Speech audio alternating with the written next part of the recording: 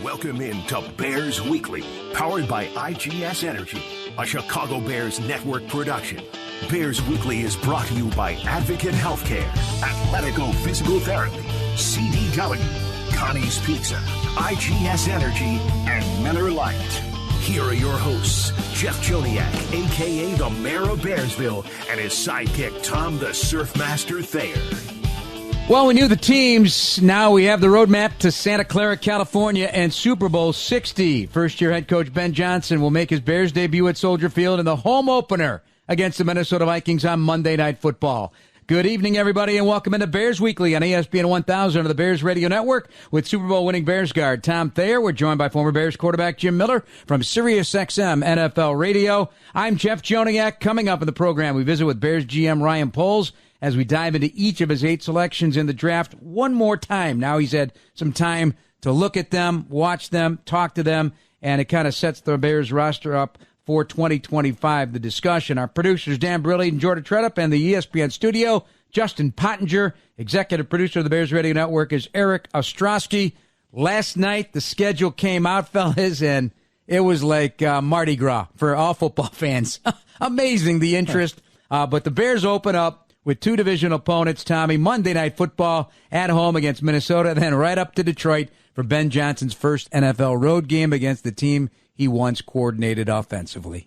Well, you use the term Mardi Gras. I use the term like a Christmas list because we know what the presents are going to be, but we don't know how we're going to unpackage them. And then you see 2 divisional games at the beginning of the schedule when last year we really didn't start the division schedule until the 11th week of the season. So I'm super excited about where and when we play these guys, and I'm excited, to come out on Monday Night Football. Ben Johnson is going to be running on the field, and his feet are never going to be touching the ground.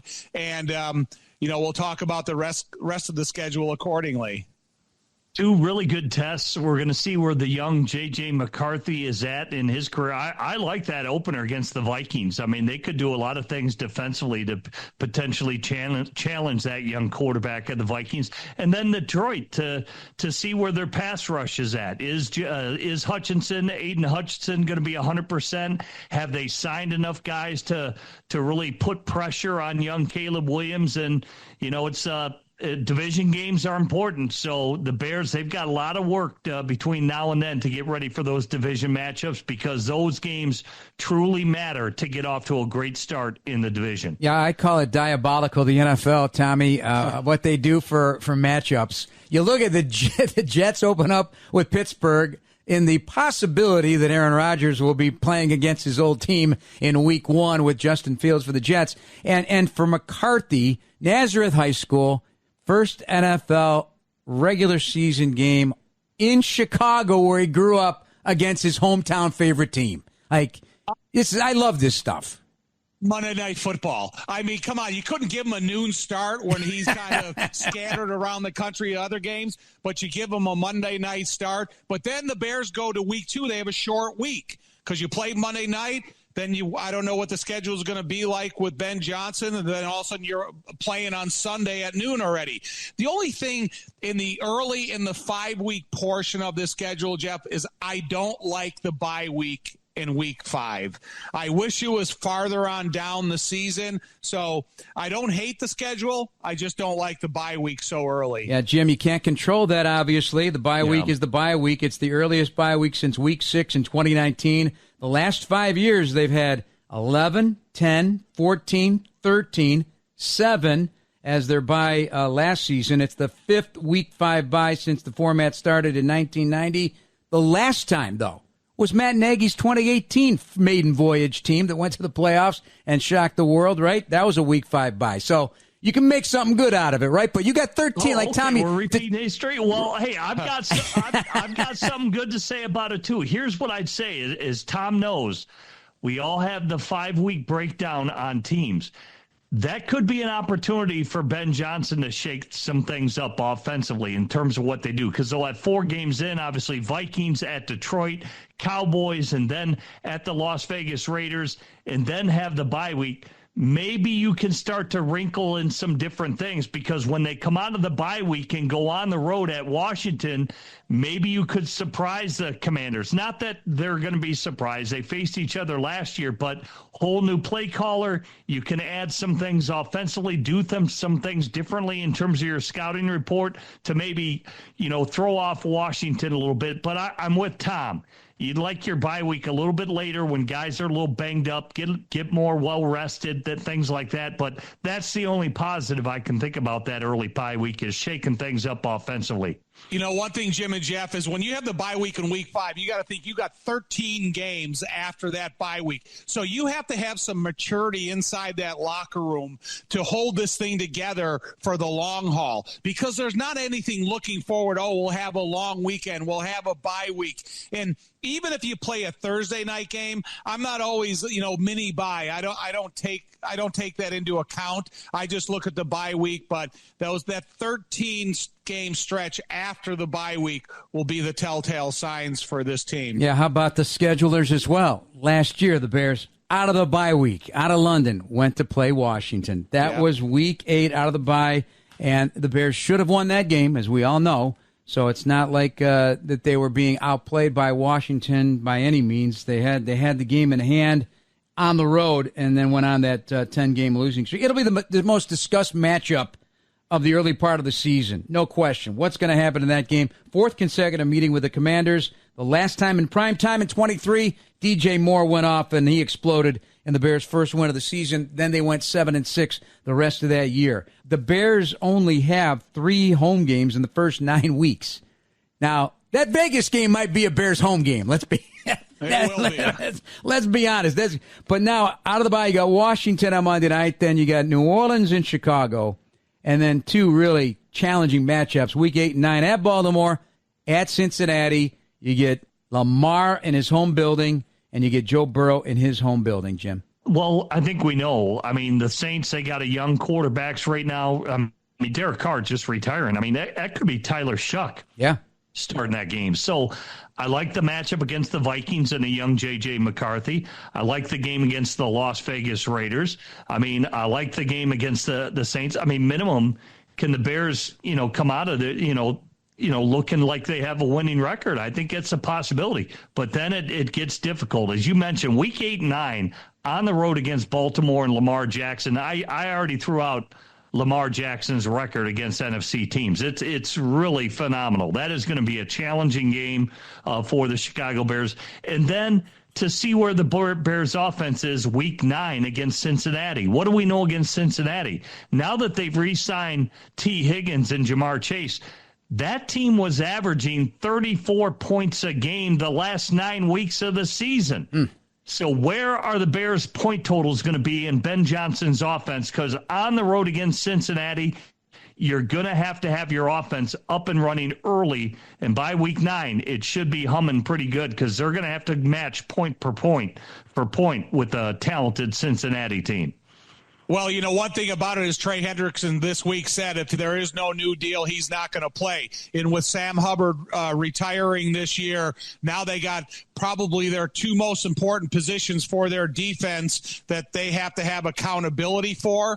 And maybe the Bears could take advantage of some susceptibility at that pass rush position. And that Baltimore game, they're going to run the ball. They led the league in rushing, and they had the number 1 sack total, 54 from a defensive point of view. All right, we'll continue on. But all right, when we come back, we'll hear from General Manager Ryan Poles. Sit down with him as he reviews the whole draft process. Interesting conversation next on Bears Weekly on ESPN 1000 and the Bears Radio Network. You're tuned into Bears Weekly with Jeff Joniak on the Bears Radio Network. Welcome back to Bears Weekly on the Bears Radio Network. Here's your host, the voice of the Bears, Jeff Joniak.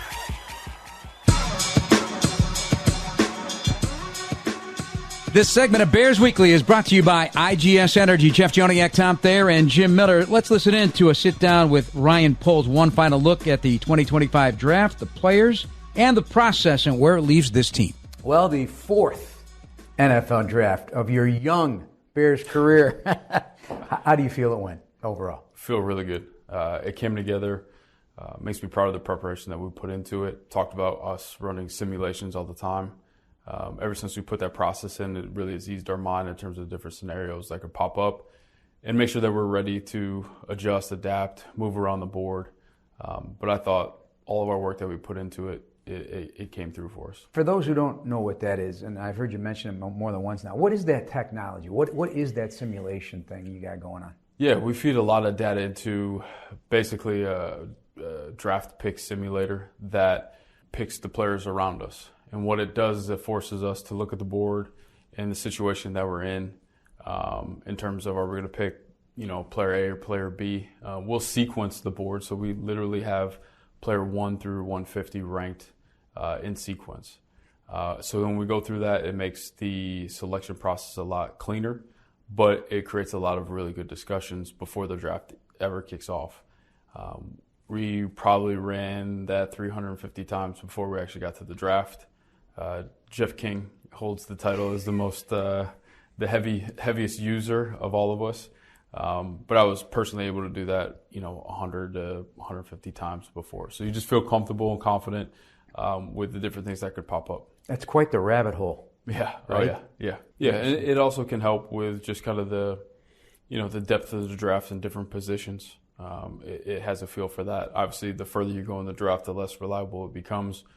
But really gets us tuned into where we need to be for the first 3 to 4 rounds. All right, first draft with this coaching staff. You've already commented on it. What ways do you feel it affected your draft strategy? In better words, probably impacted your draft strategy? Yeah, I think just to have a refresher to sit down and start over from the basics. What are we looking for every single position? They did a fantastic job providing clarity for us of exactly what they needed to be successful. And we were able to apply that and ask ourselves hard questions as we went through the evaluation process. Does this guy fit our system? Are we going to get the most out of him? Is he going to allow our offense to be versatile, to be hard to plan for? And the beautiful thing is what we did too is we actually put, DA and Declan and Ben in the same room and watched opposite sides of the ball. And then we were able to ask, DA, is this guy going to be a headache for you to prepare for? Yes, no. And that really helped us kind of split some of those stacks up that, it was 1A, B, C, D, and so on. So that clarity was outstanding, and I appreciate the time that they put into it. These guys, evaluated a lot of players, and that's hard when you're in a transition, you're moving into a new place, you're trying to get your system set up, you're trying to get to know the players that are currently on the roster. To be able to spend that much time in the evaluation process was really helpful for us. Many describe this draft as a draft where there are not as many stars potentially. We'll leave that to the players and their developers, but a lot of starters. Do you feel 4 picks in the first 2 rounds will get you impact on this roster long term? I do. I have a lot of confidence in that. I did think this draft provided a lot of really good starters that can help our football team and really increase the level of competition at multiple positions. And to me, that was key going into this year. We have more talent than we've had on this roster before. And to create that competition is going to draw the best out of everybody. All right, how do you see Colston Loveland and Cole Kmet working together on the field and complementing each other's skill sets? I think it's going to be a real beautiful situation for us. We can be in a personnel group, or we can run the ball and run efficiently and kind of dictate the terms to a defense of what we're going to do, but also create mismatches off of that. Colston's smooth ability to get in and out on top of his ability to block is going to be critical. That versatile piece, you don't know what you're going to get from him. And with Cole, the same thing. A bigger presence in the run game, who also is very capable of winning in the pass game. That's going to create some mismatches and headaches for defensive coordinators to go against. I'm excited to get both those guys in the same room. I think they're going to be great for each other. There's a lot to learn in terms of Colston learning from Cole on how to be a professional, how to go about his business. And I think we're going to see both of them rise through this. And this offense has been weaponized. So Luther Burden III joins the mix as well. How do you envision his fit? Yeah. I think he's a really smart football player that's highly competitive and a playmaker. And really the beautiful thing about him is you can put him anywhere on the field, inside, outside, backfield. That allows Ben's creativity to really flow. And it doesn't stop there. We know we have Rome, we have DJ, we have Zacchaeus, we have Duvernay, we have Tyler Scott. And to be able to have all of those different pieces to, again, create mismatches and really wrinkles in our offense is going to be critical for us. And also for a young quarterback to have those weapons to rely on is going to be helpful for him. And an outstanding wide receivers coach, Antoine Randall. He's been there. He's done that. He's been a Super Bowl star. Yeah. He's a multifaceted athlete from Chicago. Now he gets his hands on. So he's looking at the guys who've been here from a different perspective, and now he's bringing these new guys into the mix. I mean, what are we looking at here from him? Yeah, he brings passion, he brings energy, and he brings detail. When you stand around his position group and how he teaches it in the individual period, he is very detailed on how he wants those guys to play the position in terms of their footwork, their stance, their get off at the top of the route, very detailed. So you're going to see a group that is going to get very refined very fast.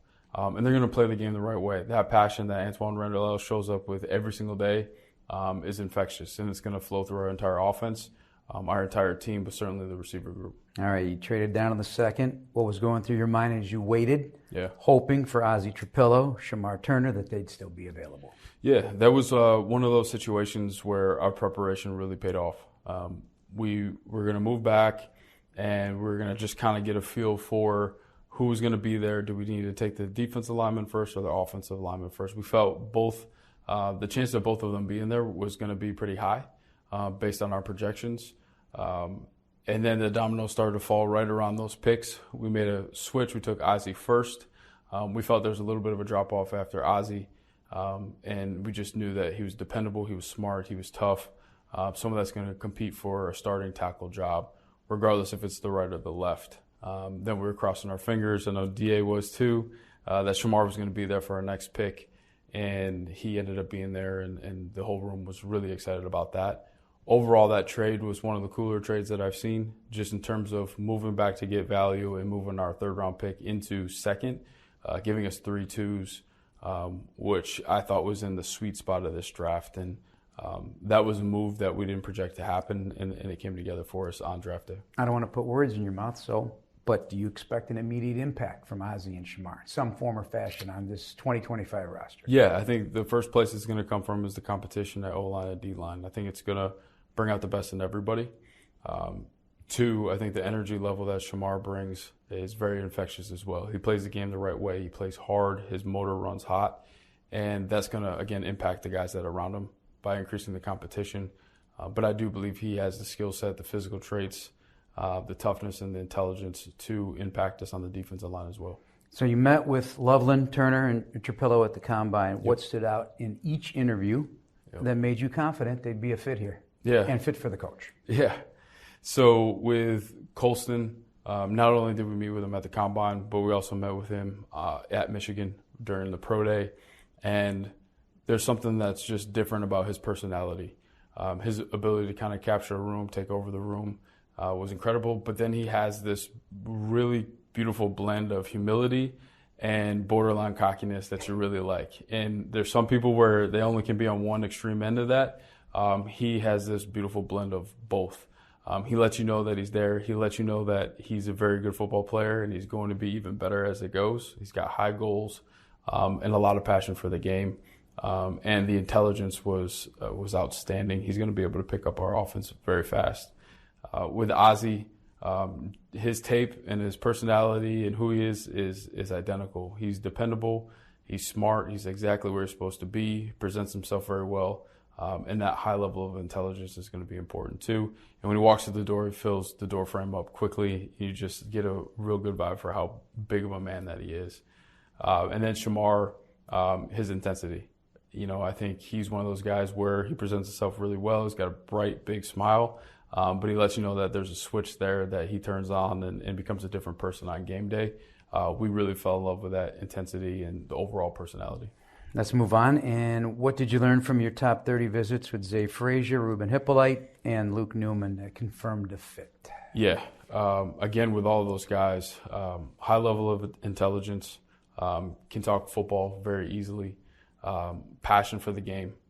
And really with all of them, there's a level of traits, physical traits. If it's lean mass, speed, explosion, power, strength, they had some combination of all of those things, which stood out to us. But having them in on a 30 visit, especially Hippolyte and Newman not going to the Combine, we take a lot of pride in that. we identified some players that maybe weren't captured by everybody else that we believe in, our coaches believe in, and we think we can develop to impact our football team, not only this year, but in the future as well. And then let's talk about Manungai as well Yeah. in that mix.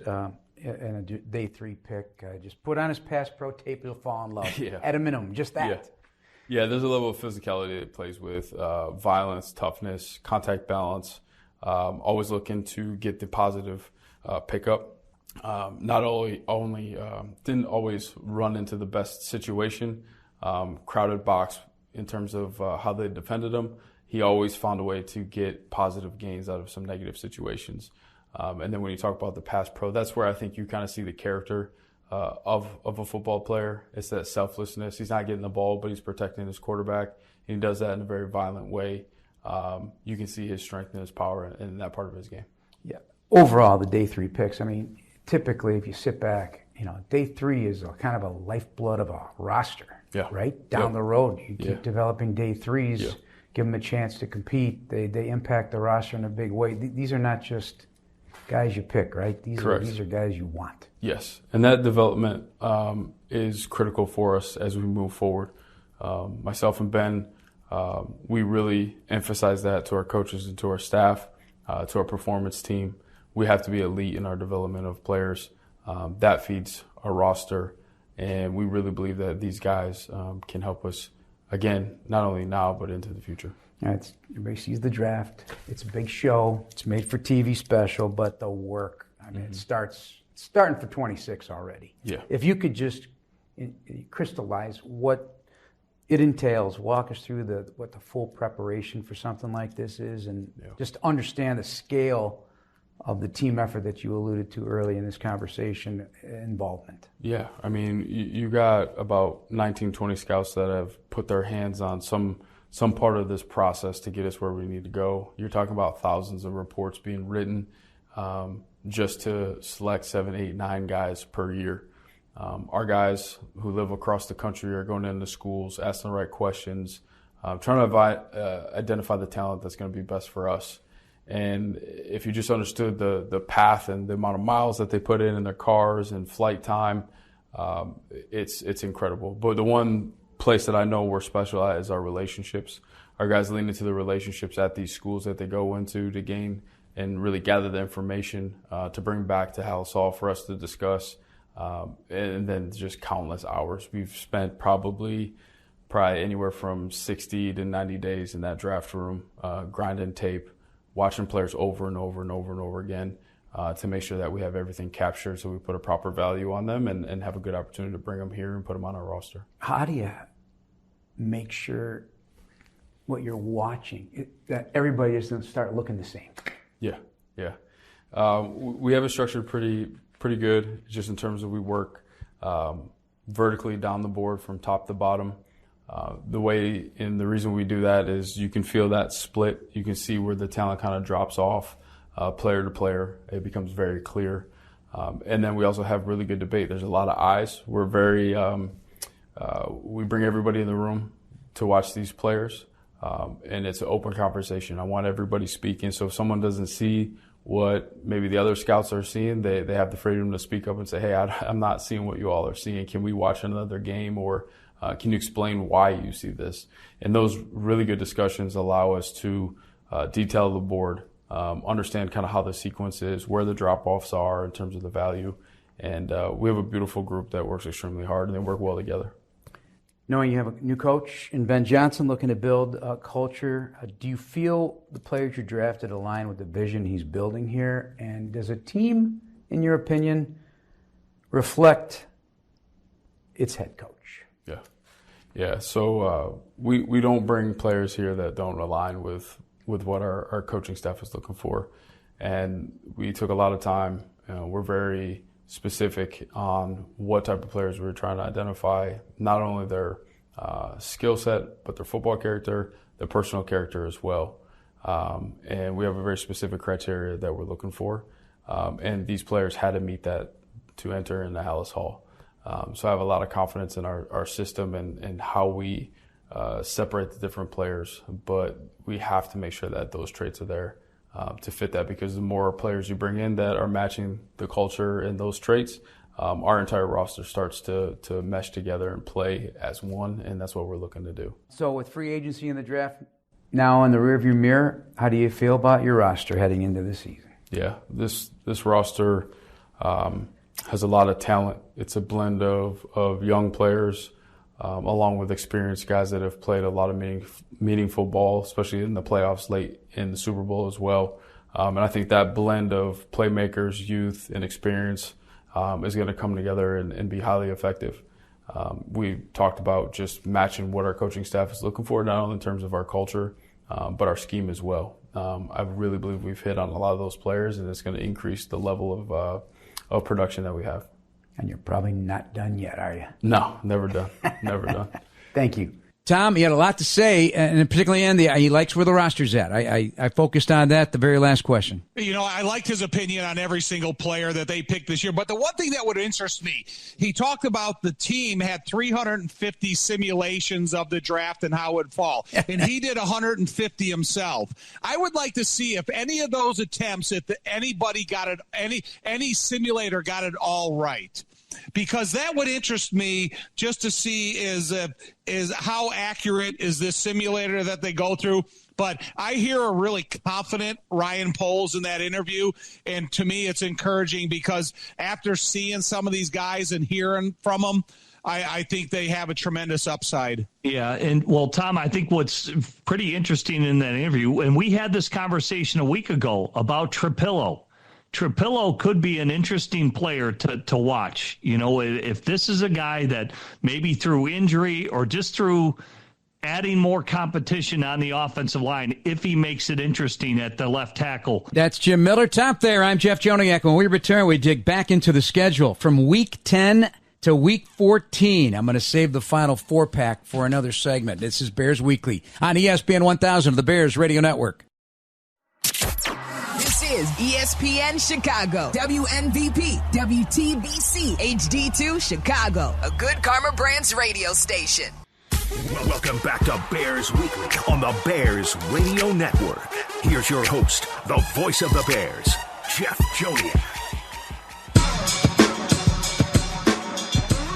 This segment of Bears Weekly is brought to you by Athletico Physical Therapy. Visit Athletico.com to request an in-clinic or virtual appointment and start feeling better tomorrow. Jeff, Tom, and Jim, as we look at the Bears' 2025 schedule, we certainly knew the teams. Now we know the when. We certainly knew the where. All right, let's pick it up. We packed in the first 9 of the first segment, so let's take the next bunch like we talked about, and I emphasized so much a year ago because of the amount of division games that the season would begin at Week 11. Maybe it begins at Week 10. Out of the Baltimore and Cincinnati and the very difficult AFC North, you know it's going to be physical when you play any of those 4 teams in the AFC North, just like the NFC North. But then you have the New York Giants sitting there in Week 10. I don't know who's going to be the quarterback at that time when they roll into Soldier Field. They've got so many options. I heard Phil Simms yesterday say, hey, wouldn't surprise me if Jackson Dart comes out as the leader and becomes the starting quarterback for the New York Jets. Jim, do you see that scenario? And maybe it is Week 10. Brian Daboll's been there a minute now, and they got to start winning. Yeah, there's no hurry to rush Jackson Dart out there. So like you said, you could, right around Week 9, Week 10, that's where a young quarterback starts to settle in. I do think Jackson Dart is well coached by Lane Kiffin there at Ole Miss. And you're right, at some point, maybe the numbers are stacking up against the Giants where they say, hey, we're probably not going to make the playoffs, and let's put the young kid out there to really see what he can do.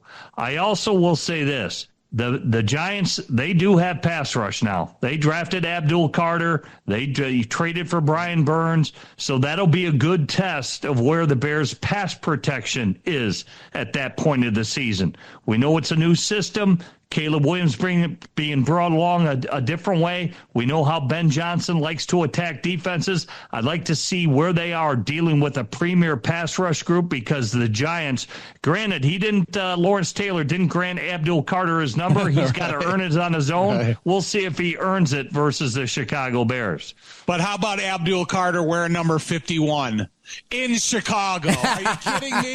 When you're talking about one of the greatest defensive players in the history of the NFL and Dick Butkus, and here comes a guy that has a little cachet, a high-profile beginning to his NFL career, and he comes in with 51. But to me, that was outside the Philadelphia Eagles. Every one of those is a question mark at quarterback hill, because we're not going to know what J.J. McCarthy is by then, because he's still going to be a rookie and still going to be – we don't know what the Giants are going to have. We don't know what the Steelers are doing, but we know what Jalen Hurts is in the Philadelphia Eagles. So there's a little bit of quarterback uncertainty in that little stretch of games outside of the Eagles. Yeah, and that, of course, is the Friday night primetime game. I didn't know this. The Bears have played Friday games in NFL history. Last one was 1966. Friday night under the lights? Well, I missed that one, Jeff. I was born in 71.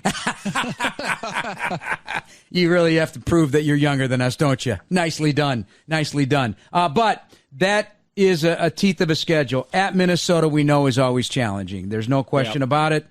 They've done a lot on their offensive line. They've added pieces on the defensive side of the ball, and I am impressed with what Kevin O'Connell does at the quarterback position. So are we looking at a beginner's journey like Bo Nix in Denver last year? He did a very nice job, led that team. J.J. McCarthy's smart.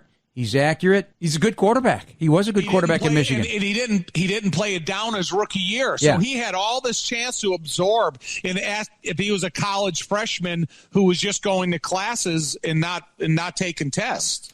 And you got to believe Minnesota, they're gearing it. I know they've got those talented receivers, but there's a reason why they put all that money into their offensive line. Obviously, they paid Will Fries a lot of money and Ryan Kelly as well. And look what the Colts did. The Colts ran the football as good as anybody with Jonathan Taylor in the background because their O-line could run it, and they struggled at quarterback. So they've insulated him very well. They're going to run the ball with Aaron Jones. You think of J.J. McCarthy, even at Michigan, he threw the least of all the quarterbacks that came out in his draft. So even with those talented receivers that they have, where is their run game going to be at? Because they're going to count on that quite a bit early until they branch out offensively. And, of course, they added Mason from San Francisco to that mix as well. But, you got J.J. over there. It's trouble with a capital T. By the way, Ben Johnson's Detroit offense, again, the Bears are not going to be a Detroit offense. It's going to be the Bears offense. But they did put up 31 points October 20th at Minnesota in 24 and a 2-point win.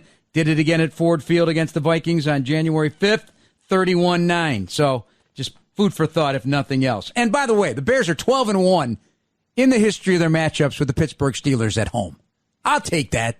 I know it doesn't matter, but hey, it's history. We'll have fun with it no matter what. They got DK Metcalf, bye-bye George Pickens. And then that Philadelphia game, the Black Friday special. Vic Fangio will be the key to this one. So great as a defensive coordinator, number 2 in points a game allowed, number 1 in yards, number 1 in passing yards, 10th in rushing per game. Quarterbacks had the third lowest combined rating against Fangio last year. You got Saquon, you got A.J. Brown, you got Devontae Smith, you got an offensive line that's still premier, but that matchup will be, for me anyway, how Caleb deals with Vic Fangio, Jim. Yeah, totally agree. And I think it'll be really a validation of Ryan Poles and the interior work that he did in free agency with the interior offensive line, right? You look at Jalen Carter and Jordan Davis. That is a big group of defensive tackles. They were dominators. They did not have to blitz pretty much all year long because their 2 defensive tackles freed up their edge rushers. So to me, that is an offensive line game. Talk about trench warfare. That's how Philadelphia won it. Where the Bears are week 13 when they go on the road against Philadelphia will really be about where the offensive line is for the Chicago Bears. I couldn't agree with you more, Jim. Just that statement. Time for a break. That's Tom Thayer. I'm Jeff Joniak, Jim Miller. This is Bears Weekly on ESPN 1000 of the Bears Radio Network. You're listening to Bears Weekly on the Bears Radio Network. This is Bears Weekly with the voice of the Bears for 24 years, Jeff Joniak on the Bears Radio Network. This segment of Bears Weekly is brought to you by IGS Energy. We're breaking down the 2025 schedule after the release last night with Tom Thayer, Jeff Joniak, and Jim Miller. And now we get into the teeth of the schedule. We got through Week 13 in our last segment. Let's spend some time with the Week 14, 15, 16 trio. The whole segment is about this trio. It's a rare thing. You get the Green Bay Packers coming out of Philadelphia. That's a Friday to a Sunday, noon start in Lambeau Field, where the Bears won in January of 25. Then you host Cleveland, and you can't trip on that game. I don't even know who will be quarterback. Who will be quarterback in the Browns? Is Joe Flacco going to be upright? Is Shedeur Sanders going to be in there? Who knows how that's all going to work? That's a long way from now. You got to block Myles Garrett, and they have added 2 rookies to the backfield.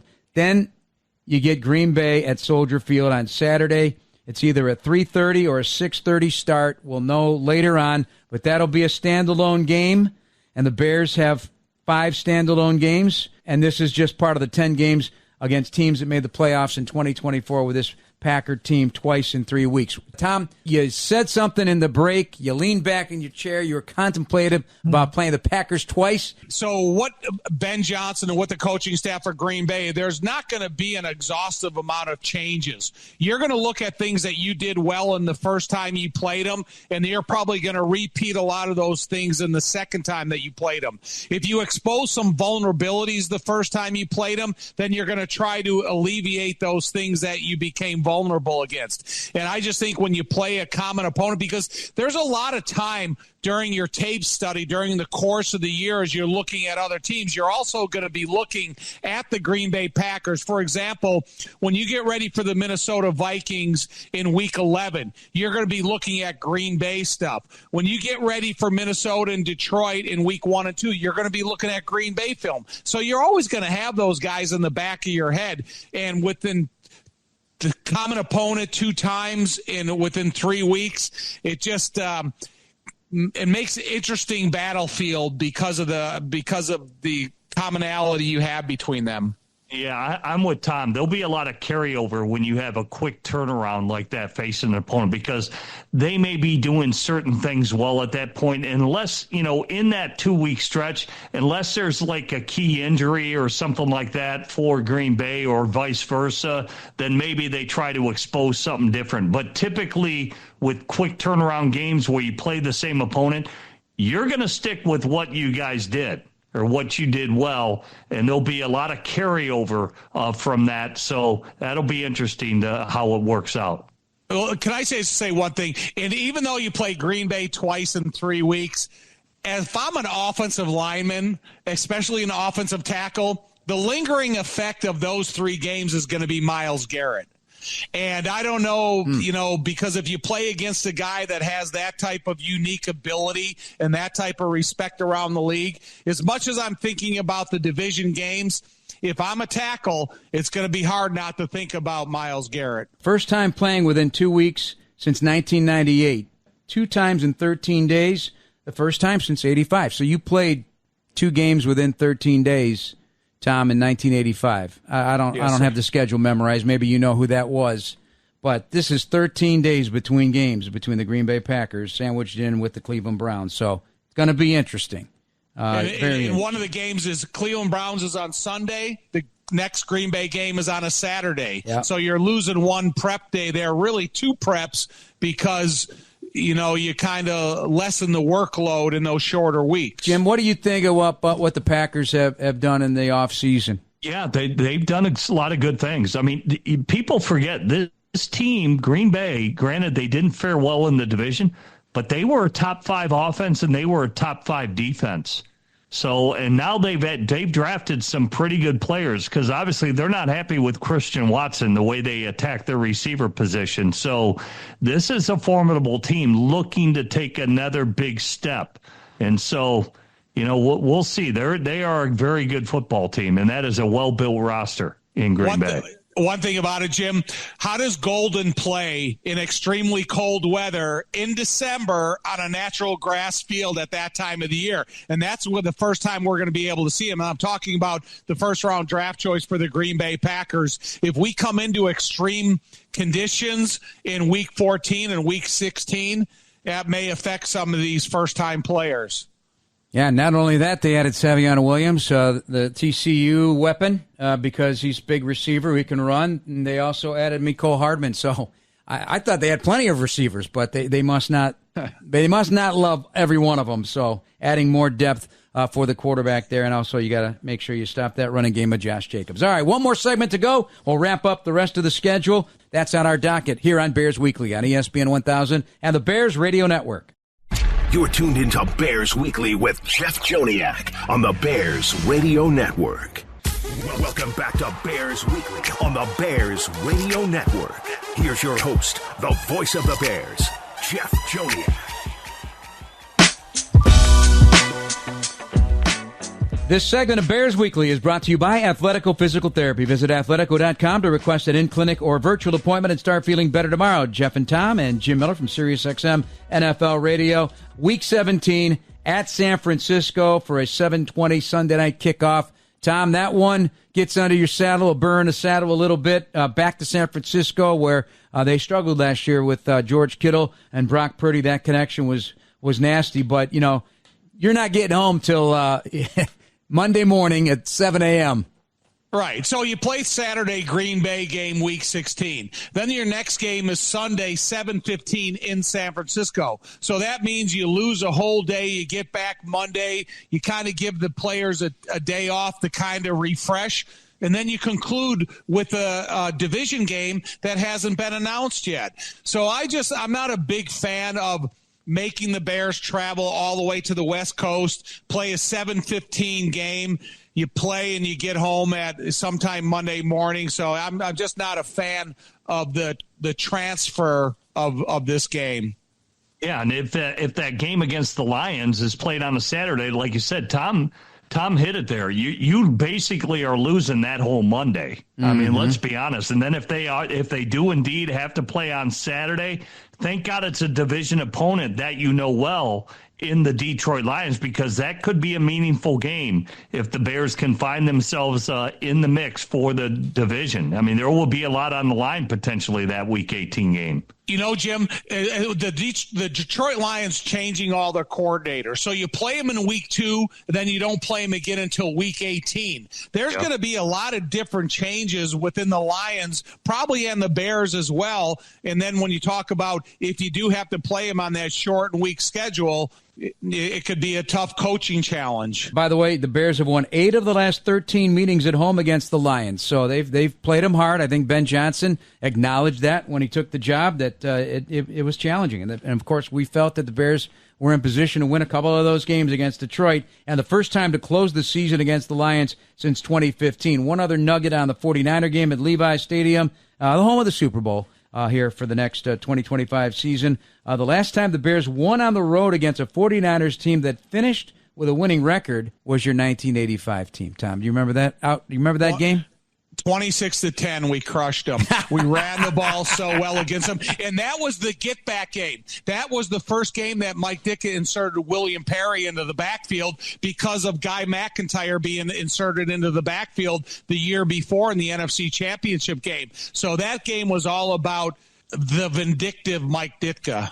I also want to mention something about the Packers back. Would this twice in 13-day thing ratchet up the angst? What ratchet up the playing through the echo of the whistle and a little ear hustling going on and some paybacks from the previous game? I think that could be a war, the second one around. Listen, if the Bears go into Green Bay and beat them 2 years in a row, it's going to up the angst a lot, as you say. Mm-hmm. Yeah, if the Bears can win on the road Week 14 and Caleb goes 2-0 in Lambeau, Week 16 will matter. Just go back to draft day. I thought that was hysterical about Caleb Williams is undefeated in Lambeau. Right. It definitely is going to ratchet up. Yeah, that was our guy Seth. Seth Rollins was on our Bears Etc. podcast a week and a half ago. He was hilarious. Yeah, he did it up right. He got them all stirred up over there. Final 9 games of the season, Bears will have 5 home games, including 3 of the final 4. So teams got to deal with the potential weather at Soldier Field. This I find, it was from a leftover note last year, not knowing if Caleb Williams would be able to take every snap, but he did. Played every game. And then Bob Avellini, the only quarterback to start every game in consecutive seasons in the modern era. So Caleb, knock on wood, play the entire season. That'll mean good things for you, good things for the team, and good things for continuity.